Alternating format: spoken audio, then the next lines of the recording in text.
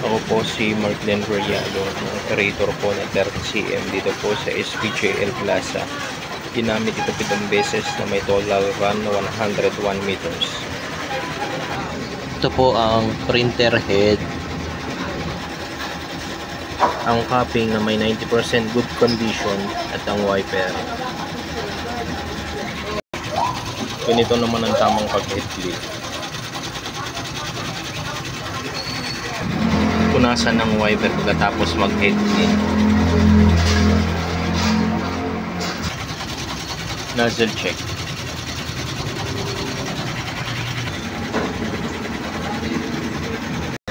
Kompleto naman po ang kulay. Ito naman po ang ink system na tamang label lang po.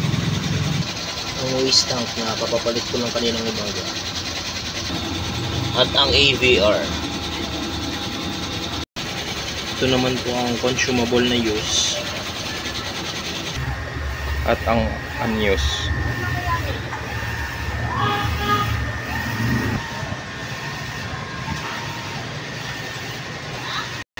Ito naman ang ating consumables monitoring.